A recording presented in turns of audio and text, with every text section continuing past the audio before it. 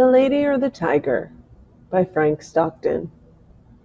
In the very olden time, there lived a semi-barbaric king, whose ideas, though somewhat polished and sharpened by the progressiveness of distant Latin neighbors, were still large, florid, and untrammeled, as because the half of him which was barbaric.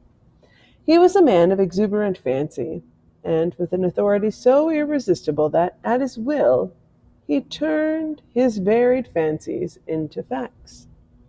He was greatly given to self-communing, and when he and himself agreed upon anything, the thing was done. When every member of his domestic and political system moved smoothly in its appointed course, his nature was bland and genial. But whenever there was a little hitch, and some of his orbs got out of their orbits, he was blander and more genial still. For nothing pleased him so much as to make the crooked straight and crush down uneven places. Among the borrowed notions by which his barbarianism had become semified was that of the public arena, in which by exhibitions of manly and beastly valor the minds of his subjects were refined and cultured. But even here the exuberant and barbaric fancy asserted itself. The arena of the king was built, not to give the people an opportunity of hearing the rhapsodies of dying gladiators, nor to enable them to view the inevitable conclusion of a conflict between religious opinions and hungry jaws, but for purposes far better adapted to widen and develop the mental energies of the people. This vast amphitheater, with its encircling galleries, its mysterious vaults, and its unseen passages, was an agent of poetic justice, in which crime was punished, or virtue rewarded, by the decrees of an impartial and incorruptible chance. When a subject was accused of a crime of sufficient importance to interest the king, public notice was given that on an appointed day the fate of the accused person would be decided in the king's arena, a structure which well deserved its name, for although its form and plan were borrowed from afar, its purpose emanated solely from the brain of this man, who, every barleycorn a king, knew no tradition to which he owed more allegiance than pleased his fancy, and who engrafted on every adopted form of human thought and action the rich growth of his barbaric idealism. When all the people had assembled in the galleries, and the king, surrounded by his court, sat high upon his throne of royal state on one side of the arena, he gave a signal, a door beneath him opened, and the accused subject stepped out into the amphitheater. Directly opposite him, on the other side of the enclosed space, were two doors, exactly alike and side by side. It was the duty and the privilege of the person on trial to walk directly to these doors and open one of them. He could open either door he pleased. He was subject to no guidance or influence but that of the aforementioned impartial and incorruptible chance. If he opened the one, there came out of it a hungry tiger, the fiercest and most cruel that could be procured, which immediately sprang upon him and tore him to pieces as a punishment for his guilt. The moment that the case of the criminal was thus decided, doleful iron bells were clanged, great wails went up from the hired mourners posted on the outer rim of the arena, and the vast audience, with bowed heads and downcast hearts, wended slowly their homeward way, mourning greatly that one so young and fair, or so old and respected, should have merited so dire a fate. But if the accused person opened the other door, there came forth from it a lady, the most suitable to his years and station that his majesty could select among his fair subjects, and to this lady he was immediately married, as a reward of his innocence. It mattered not that he might already possess a wife and family, or that his affections might be engaged upon an object of his own selection. The king allowed no such subordinate arrangements to interfere with this great scheme of retribution and reward.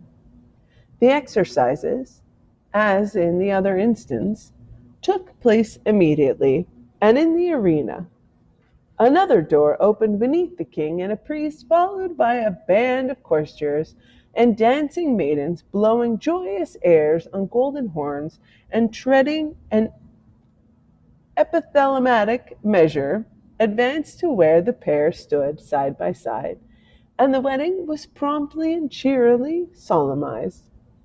Then the gay brass bells rang forth their merry peals, the people shouted glad hurrahs, and the innocent man, preceded by children strewing flowers on his path, led his bride to his home. This was the king's semi-barbaric method of administering justice. Its perfect fairness is obvious. The criminal could not know out of which door would come the lady. He opened either he pleased, without having the slightest idea whether in the next instant he was to be devoured or married. On some occasions the tiger came out of one door, and on some out of the other. The decisions of his tribunal were not only fair, they were positively determined. The accused person was instantly punished if he found himself guilty, and if innocent, he was rewarded on the spot, whether he liked it or not. There was no escape from the judgments of the king's arena. The institution was a very popular one. When the people gathered together on one of the great trial days, they never knew whether they were to witness a bloody slaughter or a hilarious wedding. This element of uncertainty led an interest to the occasion which it could not otherwise have attained. Thus the masses were entertained and pleased, and the thinking part of the community could bring no charge of unfairness against this plan. For did not the accused person have the whole matter in his own hands? The semi-barbaric king had a daughter as blooming as his most florid fancies, and with a soul as fervent and impervious as his own. As is usual in such cases, she was the apple of his eye, and was loved by him above all humanity. Among his courtiers was a young man of that fitness of blood and lowness of station common to the conventional heroes of romance, by who love royal maidens. This royal maiden was well satisfied with her lover, for he was handsome and brave to a degree unsurpassed in all this kingdom, and she loved him with an ardor that had enough of barbarianism in it to make it exceedingly warm and strong. This love affair moved on happily for many months, until one day the king happened to discover its existence. He did not hesitate or waver in regard to his duty in the premises. The youth was immediately cast into prison, and a day was appointed for his trial in the king's arena. This, of course, was an especially important occasion, and his majesty, as well as all the people, was greatly interested in the workings and development of this trial. Never before had such a case occurred. Never before had a subject dared to love the daughter of the king. In later years, such things became commonplace enough, but then they were in no slight degree novel and startling. The tiger cages of the kingdom were searched for the most savage and relentless beasts, from which the fiercest monster might be selected for the arena, and the ranks of maiden youth and beauty throughout the land were carefully surveyed by competent judges in order that the young man might have a fitting bride in case fate did not determine for him a different destiny. Of course, everybody knew that the deed with which the accused was charged had been done.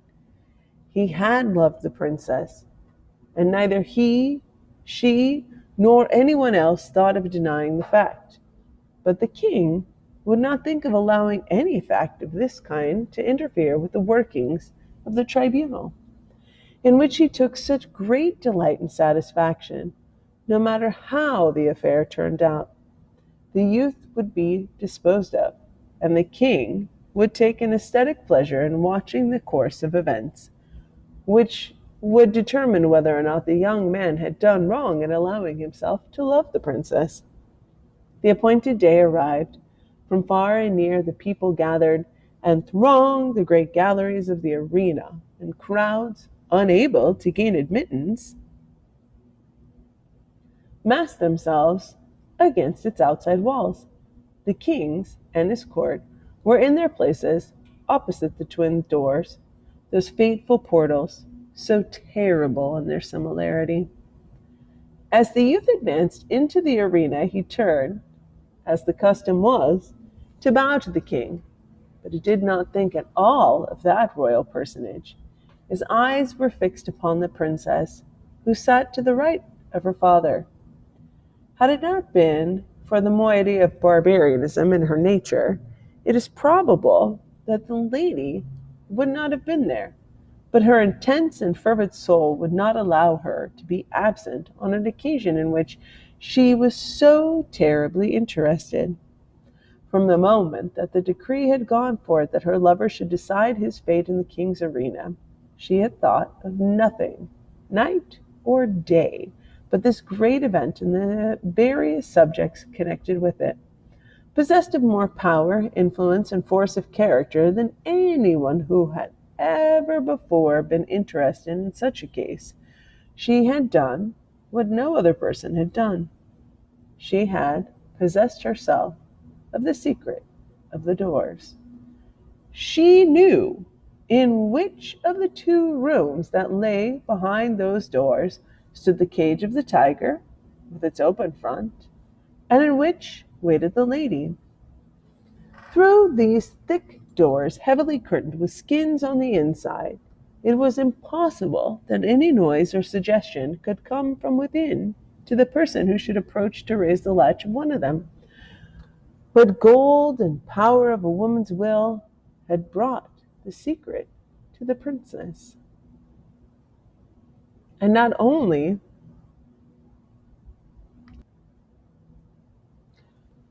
did she know in which room stood the lady ready to emerge, all blushing and radiant, should her door be open, but she knew who the lady was. It was one of the fairest and loveliest of the damsels of the court who had been selected as the reward of the accused youth, should he be proved innocent of the crime of aspiring to one so far above him. And the princess hated her. Often she had seen or imagined that she had seen this fair creature throwing glances of admiration upon the person of her lover, and sometimes she thought these glances were perceived and even returned. Now and then she had seen them talking together. It was but for a moment or two, but much can be said in a brief space. It may have been on unimportant topics, but how could she know that?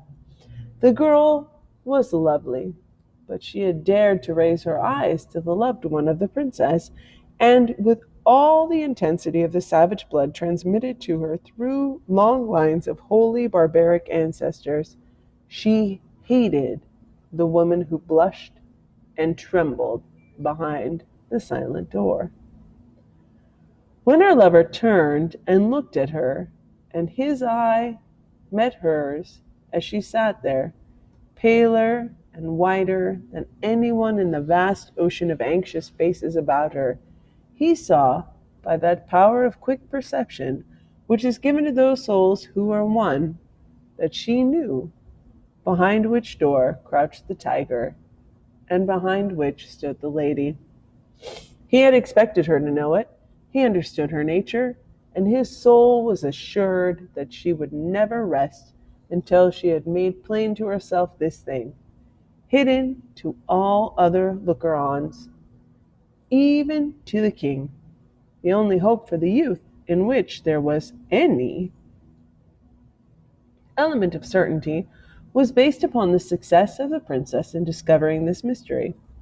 And the moment he looked upon her, he saw she had succeeded. As in his soul, he knew she would succeed. Then it was that his quick and anxious glance asked the question, which? It was as plain to her as if he had shouted it from where he stood. There was not an instant to be lost. The question was asked in a flash. It must be answered in another. Her right arm lay on the cushioned parapet before her. She raised her hand and made a slight, quick movement towards the right. No one but her lover saw. Every eye was fixed on the man in the arena.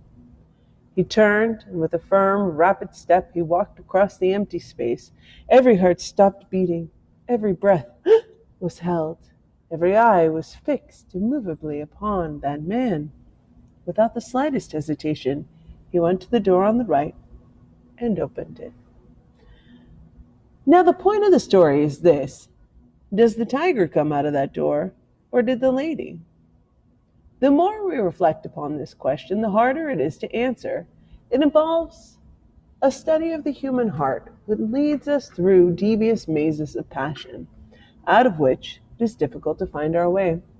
Think of it, fair reader, not as if the decision of the question depended upon yourself, but upon that hot-blooded, semi-barbaric princess, her soul at a white heat beneath the combined fires of despair and jealousy. She had lost him, but who should save him? How often in her waking hours and in her dreams had she started in wild horror, and covered her face with her hands as she thought of her lover opening the door on the other side of which waited the cruel fangs of the tiger. But how much often had she seen him at the other door?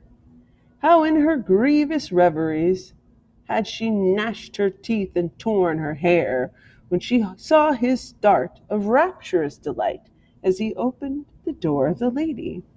How her soul had burned in agony when she had seen him rush to meet that woman with her flushing cheek and sparkle eye of triumph, when she had seen him lead her forth, his whole frame kindled with the joy of recovered life, when she had heard the glad shouts from the multitude and the wild ringing of the happy bells, when she had seen the priest, with his joyous followers, advance to the couple and make them man and wife before her very eyes, and when she had seen them walk away together upon their path of flowers, followed by the tremendous shouts of the hilarious multitude in which her one despairing shriek was lost and drowned.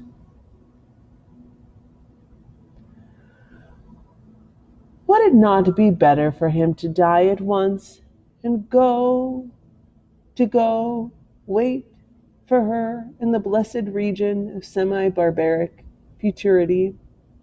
And yet, that awful tiger, those shrieks, that blood. Her decision had been indicated in an instant, but it had been made after days and nights of anguished deliberation. She had known she would be asked. She had decided what she would answer, and without the slightest hesitation, she had moved her hand to the right. The question of her decision is not one to be lightly considered, and it is not for me to presume to set myself up as the person able to answer it. So I leave it with all of you. Which came out of the open door, the lady or the tiger?